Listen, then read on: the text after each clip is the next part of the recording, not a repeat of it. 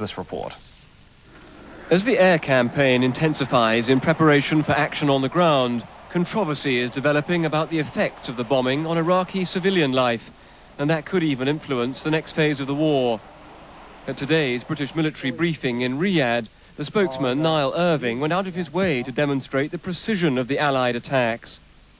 He showed a video of a raid on an oil storage installation in Iraq, the crosshairs of the laser on an RAF Buccaneer guiding a bomb to a particular tank. Another attack on a bridge, he said, was called off because the pilots couldn't be sure of such accuracy.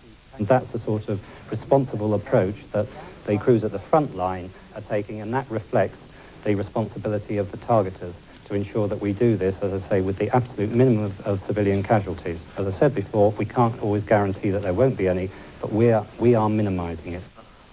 Most sensitive of all is the bombing of Basra, Iraq's second city and its gateway to Kuwait. The Iraqis say civilian areas there are being targeted deliberately. Allied commanders, of course, deny that, but today they made a special point of saying that Basra's civilian areas do contain military targets. It's important to understand that Basra is a military town in the true sense. It is astride a major naval base and port facility. The infrastructure, military infrastructure, is closely interwoven within the city of Basra itself. Our pilots, again, I would stress, go to extraordinary lengths to try to avoid collateral and civilian damage. In most cases, they've been very, very successful.